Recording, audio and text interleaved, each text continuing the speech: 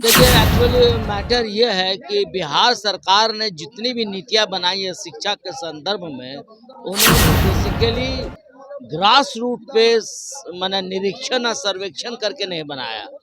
अब उनका जो काम करने का जो तौर तरीका है वो पूर्ण रूप से लिपापोती वाला है।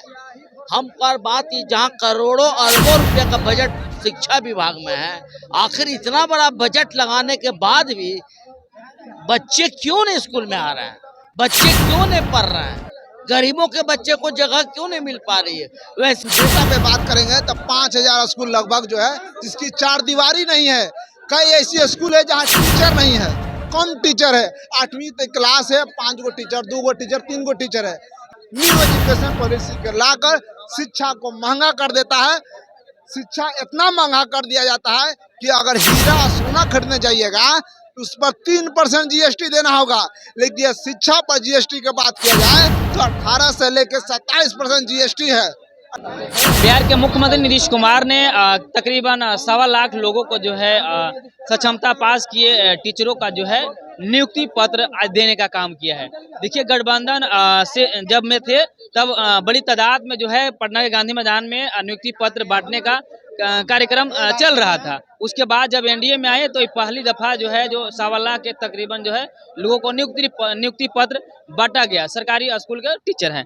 देखिए, सरकारी स्कूल बिहार के जो सरकारी स्कूल के जो विधि व्यवस्था है उसको लेकर के कहा जाता है कि ज्यादातर करके जो बिहार में जो बच्चे पढ़ते हैं वो गरीब जन के बच्चे होते हैं। अब गरीब जन के बच्चे भी जो है सरकारी स्कूल में पढ़ने का नाम नहीं ले रहे हैं, क्योंकि यह देख रहे हैं कि सरकारी स्कूल का विधि व्यवस्था जो है वो कहीं न कहीं चरमराई है।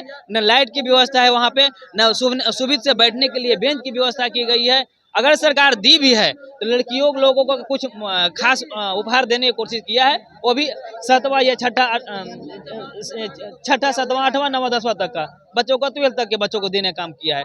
लेकिन वही गरीब के बच्चे जो है अब विधि व्यवस्था को देखते हुए भी जो है सर्वे की रिपोर्ट के मुताबिक जो कहा जाए तो कहीं न कहीं जाने में असफल है, मतलब सरकारी स्कूल में पढ़ने का नाम नहीं ले रहे।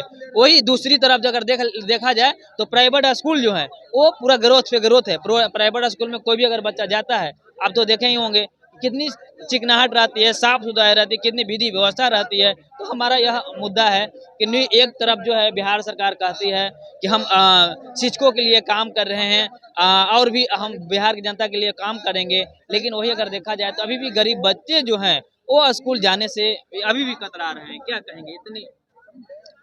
देखिए, एक्चुअली मैटर ये है कि बिहार सरकार ने जितनी भी नीतियाँ बनाई है शिक्षा के संदर्भ में, उन्होंने बेसिकली ग्रास रूट पे माने निरीक्षण और सर्वेक्षण करके नहीं बनाया। अब उनका जो काम करने का जो तौर तरीका है वो पूर्ण रूप से लिपापोती वाला है।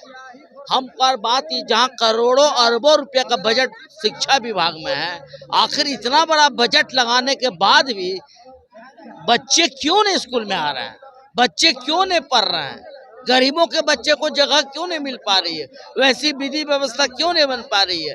प्राइवेट स्कूल के बनिस्पत जितना भी सरकारी स्कूल है वहाँ का जो है छत चू रहा है, शौचालय नहीं है, लड़कियों के लिए कोई शौचालय नहीं है, कोई बाथरूम नहीं है कि लड़के जाएं तो कहाँ जाएं, पढ़ें तो क्या पढ़ें।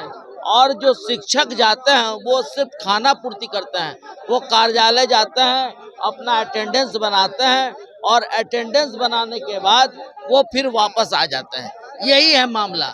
लेकिन बिहार सरकार को एक स्पेशल विशेष सत्र बुलाना होगा, स्पेशल सत्र बुलाना होगा विधानसभा में कि शिक्षा पर क्या, और आम जनता, बिहार के आम जनता से उनको फीडबैक लेना होगा और उनसे सलाह मशविरा भी लेना होगा। एक बायजब्ता उसको विज्ञापन देना होगा कि बिहार में शिक्षा की व्यवस्था को ऊंचा करने के लिए आपका क्या सुझाव है, आम जनता का क्या सुझाव।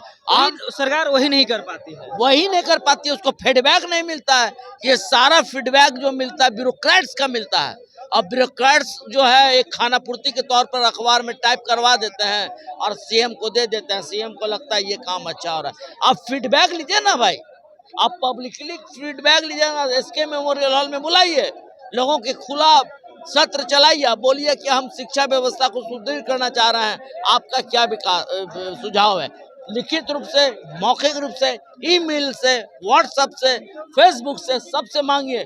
मैं दावा करता हूं कि बिहार में ऐसा सुझाव आ जाएगा कि ये फिर एक अपने आप में विश्व, देश में नहीं पूरे विश्व में इसकी शिक्षा व्यवस्था का नाम हो जाएगा कि बिहार में कोई एक जगह है जहाँ शिक्षा पर इतना ध्यान दिया जा रहा है। यही अरविंद केजरीवाल दिल्ली में क्यों इतना बढ़िया कर दिए, सरकारी स्कूल की व्यवस्था इतनी टाइट क्यों हो गई, प्राइवेट स्कूल छोड़ के लोग सरकारी स्कूल में जाने लगे। अब बिहार में जिसका करोड़ों अरबों का बजट है, वो भी भाग रहा है बच्चा। अब बिहार में करोड़ों अरबों का बजट है, कोई काम नहीं हो रहा है। बच्चे पढ़ने के बाद छोड़िए, खेल कूद की प्रतिभा नहीं हो रही है, गीत संगीत की बातें नहीं हो रही, जबकि ऑलरेडी शिक्षा विभाग में ये सब है। ये सब क्यों नहीं हो पा रहा है?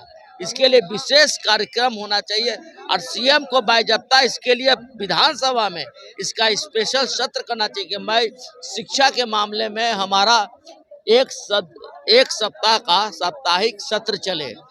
विधायक भी बोले, मंत्री भी बोले, आम जनता भी बोले कि शिक्षा व्यवस्था क्यों गड़बड़ा रहा है बिहार। जैसे चुनाव को लेकर के जो है चुनाव जब आते हैं तो तमाम नेताओं को लेकर के जो है शस्त्र चलते हैं, सत्र चलते हैं। 7 दिन बैठक होती है, 14 दिन बैठक होती है, 3 दिन की बैठक होती है।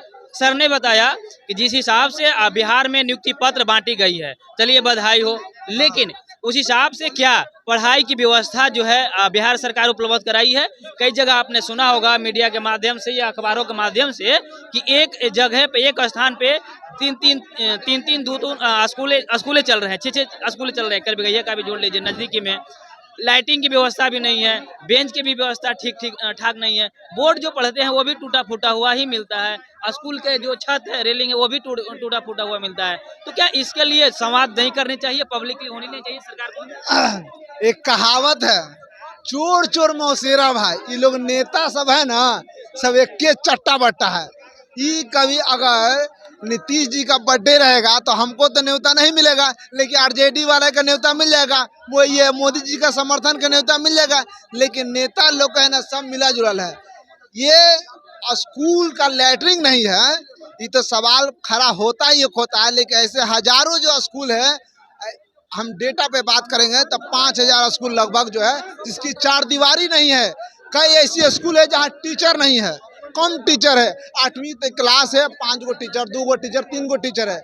ये अब शौचालय तो दूर की बात है, अगर शौचालय भी बहुत इंपॉर्टेंट है, शौचालय होना चाहिए। अगर शौचालय नहीं है तो बाल बच्चे, ये जो स्कूल में जा रहा विद्यार्थी पढ़ने के लिए कहाँ जाएगा शौचालय?